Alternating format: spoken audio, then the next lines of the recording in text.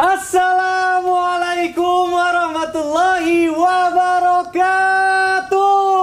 Waalaikumsalam warahmatullahi wabarakatuh. Jamaah. Yeay. Oh, jamaah. Yeay. Alhamdulillah. Alhamdulillahirabbil alamin wassalatu wassalamu ala asyrofil anbiya'i wal mursalin wa ala alihi washabbihi ajmain. Amma ba'du. Alhamdulillah jamaah, bertemu lagi bersama saya Mikdad Adausi tentunya di Islam itu Indah. Masya Allah. Di pagi hari ini insya Allah kita akan belajar lagi tentunya dengan guru-guru kita. Kita sapa dulu yuk, ada Ustadz Maulana. Masya Allah, Ustadz sehat ya?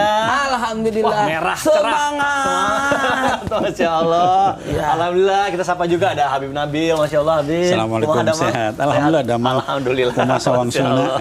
Alhamdulillah, damang. Ustadz Syam, apa kabar? Alhamdulillah Masya Allah. sehat. Semangat ya? Semangat dong. Semangat, Masya Hari ini Allah. temanya apa, Mikdad? Nah, ini dia Ustadz Syam. Masya Allah nih, banyak banget nih perdebatan lah gitu ya, masalah azan gitu. Masya Jadi Allah. ada Azan jadi perdebatan. Iya, karena katanya azan pakai nggak pakai speaker itu ada yang bilang bid'ah karena jadi orang tuh nggak tahu waktu gitu, tidak terbangun gitu ya. Nah, ada juga yang bilang kalau bayi itu misalnya kalau perempuan kan biasanya diikomahkan atau misalnya kalau laki-laki diazankan dulu nih pas baru lahir gitu. Nah, itu juga jadi perdebatan. Nah, makanya biar nggak salah, kita langsung aja kita bahas yuk dalam tema kita yang luar biasa. Temanya adalah azan kok jadi bahan debat sih? Masya Allah. Baik, izin guru-guru. Yang pertama, mungkin langsung aja kita akan masuk ke pembahasan. Saya mau ke Habib Nabil dulu nih. Oh, Masya Habib, Allah. afwan, izin bertanya Habib.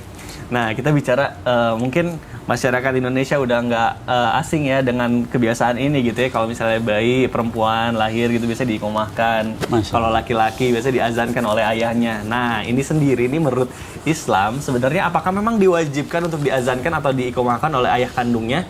Bahkan ini ada yang menjadi perdebatan juga apakah ini sebenarnya sunnah atau bid'ah. Nah, ini mohon penjelasannya nih Guru. Tafadhol Habib. Baik. Izin Ustadz Maulana, izin Ustadz Syam, dan para pemirsa yang dimuliakan Allah. Assalamualaikum warahmatullahi wabarakatuh. Waalaikumsalam warahmatullahi wabarakatuh. Alhamdulillah, wassalatu wassalamu ala sayyidina Rasulillah wa ala alihi wa sahbihi wa mawala. Para pemirsa yang dimuliakan Allah, anak-anakku sekalian, kalau tadi ditanyakan oleh Mas Mikdad, bagaimana tentang azan kepada bayi, ya iqomah kepada bayi dan sebagainya. Saya ingin jawab dari 3 sisi. Yang pertama dari sisi hadis, ya. Dari sisi hadis ada satu hadis yang diriwayatkan oleh Abi Rafi', ya. Kata Abi Rafi' ini beliau menyatakan, "Ra'aitu Rasulullah sallallahu alaihi wasallam adzana fi udni Al-Hasan ibn Ali." Ya. Hina waladathu Fatimah. Ya, bis salah. Ya, hadis ini maknanya adalah saya, kata Abi Rafi', melihat Nabi Muhammad SAW melihat ini ya, Mas Mikdad, jadi melihat langsung Rasulullah SAW mengadani Al-Hasan ibni Ali, ya, jadi cucu beliau, ketika dilahirkan oleh Fatimah dan azannya adalah azan solat, bis solah. Ya, hadis ini diriwayatkan oleh Imam Al-Hakim, oleh Imam Abu Daud, oleh Imam At-Tirmidzi.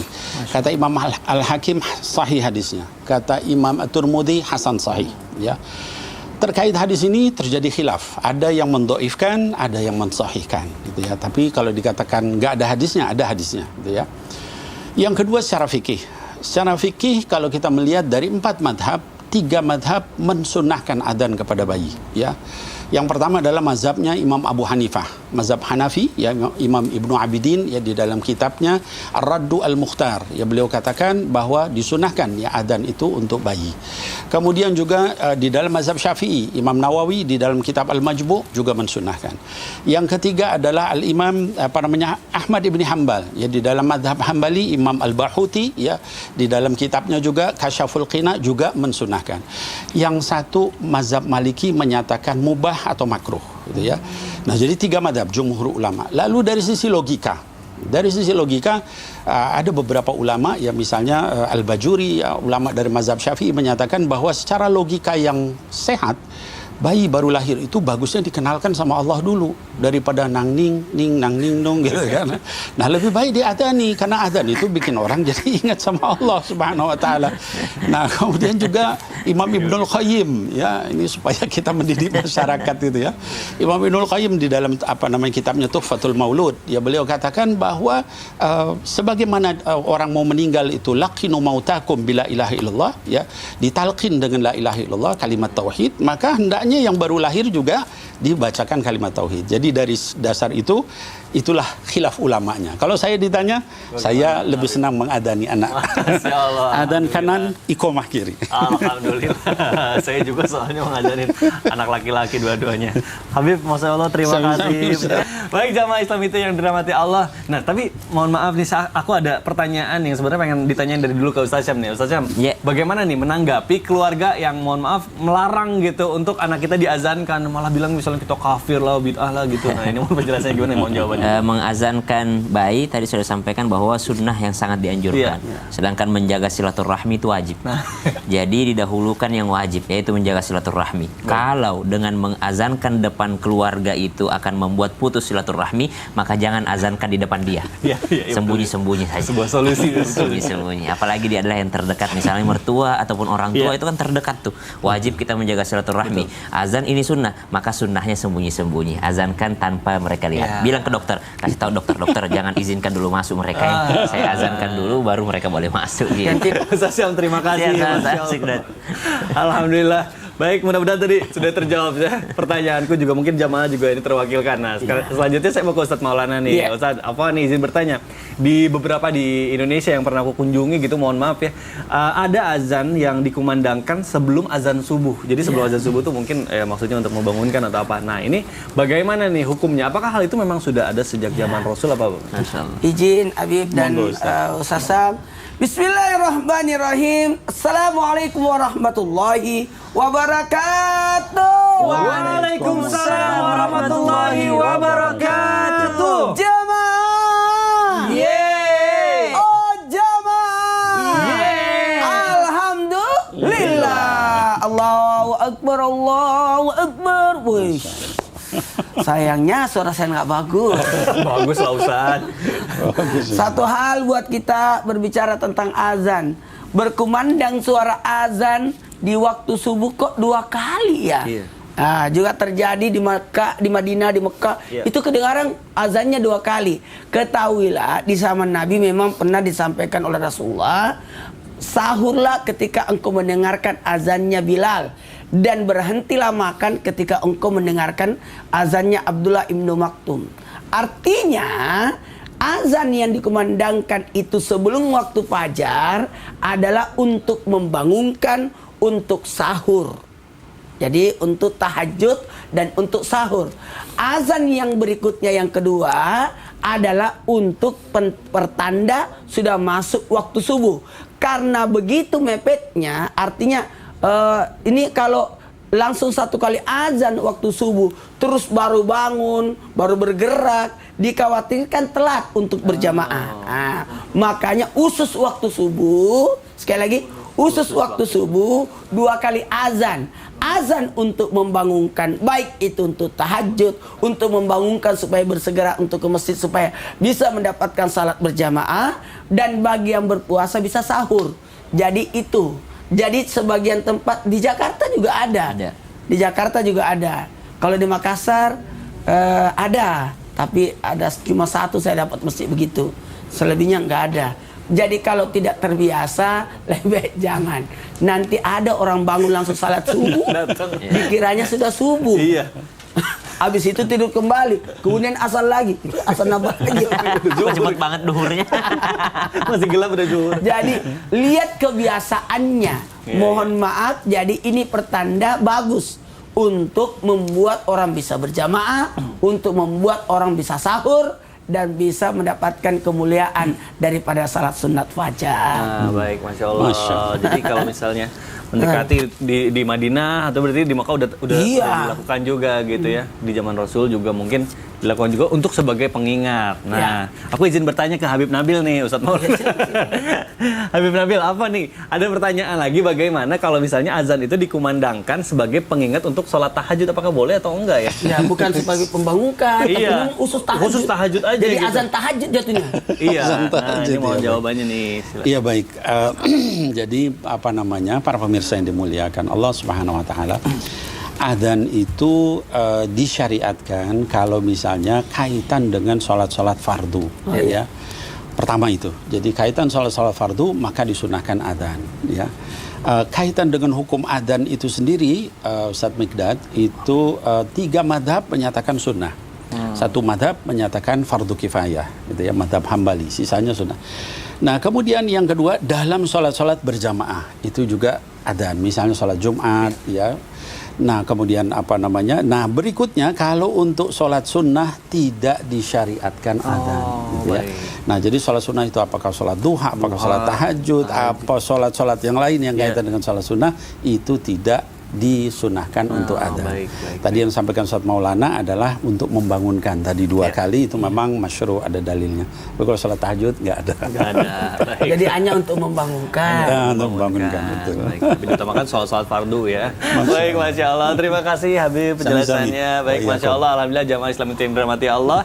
Kita akan melanjutkan pembahasan kita. Nah, tadi berkaitan dengan yang disampaikan oleh Habib kalau misalnya sholat Jumat. Nah, aku pengen nanya sama Ustadz Syam nih. Ustadz Syam, kalau di tempatku, di masjid dekat rumahku, biasanya azan sholat Jumat itu 2 kali. Tapi ada beberapa masjid juga yang hanya 1 kali. Nah, ini sebenarnya yang sebaiknya dilakukan, apakah azan untuk sholat Jumat ini 1 kali atau 2 kali? Nah, ini mohon penjelasannya nih guru nih, tafadhol. Baik, bismillahirrahmanirrahim. Tabi guruku Habib Nabil, Ustadz Maulana, Mas Mikdad, serta guru-guru kami yang dimuliakan Allah Subhanahu wa taala.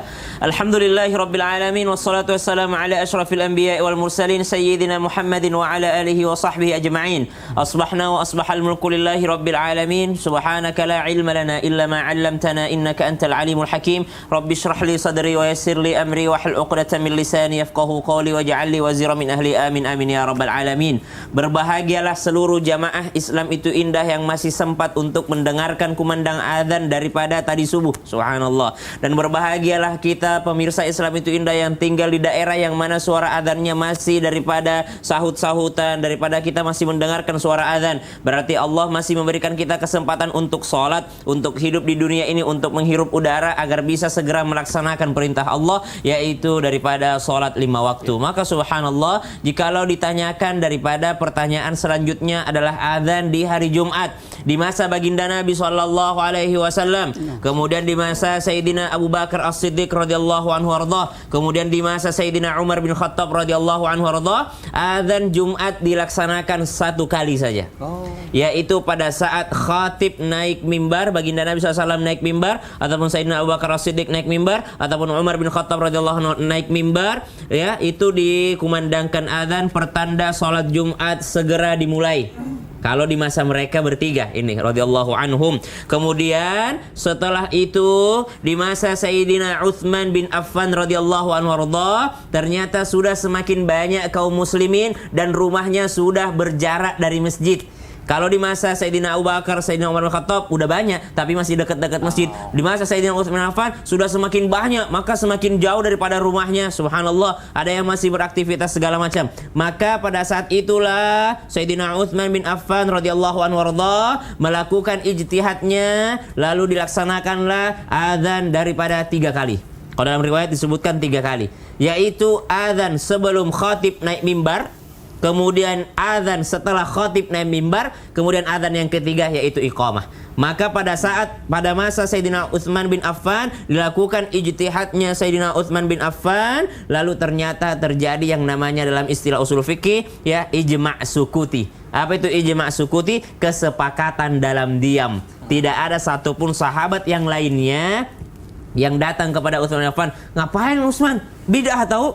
Sekalian nggak ada. Mereka semua diam. Diam artinya setuju. Diam artinya Masya Allah mengagumi daripada ijtihad Sayyidina Utsman bin Affan radhiyallahu anhu warda. Mereka mengakui bahwa ijtihad yang dilakukannya adalah ijtihad yang sangat bagus. Maka dimulai daripada masa Sayyidina Utsman bin Affan, lalu para ulama kita termasuk diantaranya Syekh Zainuddin Al-Madibari, beliau mengatakan dalam Fathul Mu'in bahwa termasuk daripada sunnah untuk mengandangkan azan 2 kali. Kenapa termasuk sunnah? Karena Nabi SAW mengingatkan kepada kita semua dalam sebuah riwayat, fa'alaikum bisunnati wa sunnati khulafa'ur rasyidina min ba'di. Ya, pegang sunnahku dan juga sunnahnya para khulafa'ur rasyidin setelahku, yaitu Sayyidina Abu Bakar Siddiq, Sayyidina Umar bin Khattab, kemudian Sayyidina Utsman bin Affan, kemudian Sayyidina Ali radhiyallahu anhum wardahum. Mereka semua ini dipegang sunnahnya, karena pada saat Sayyidina Utsman bin Affan mengambil pendapat 2 kali adzan, maka subhanallah semuanya sepakat dalam diamnya, disebut dalam istilah usul fikih ijma' sukuti,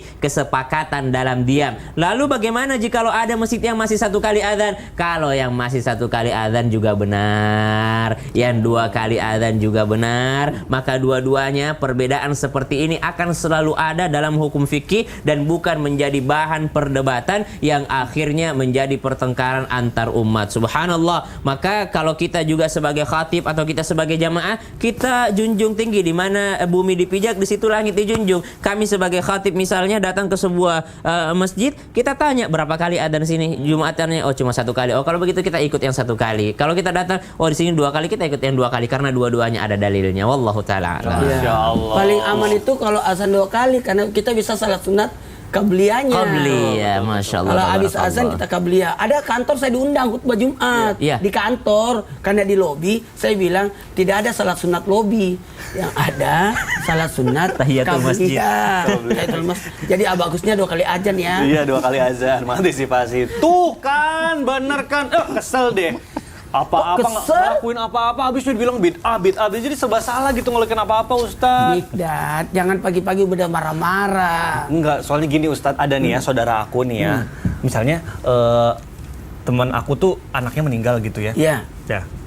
Masa pas meninggal itu nggak diazanin? Nah, katanya kan udah diazaninnya waktu lahir, jadi pas meninggal nggak perlu. Nah, ini aku juga jadi bertanya kembali nih, sebenarnya gimana sih Ustadz? Sebenarnya kalau berbicara tentang azan di kubur, memang ada tempat-tempat khusus azan juga, walaupun bukan sholat. Gitu. Mau tahu? Mau dong. Kita bahas setelah yang satu ini. Oh iya udah.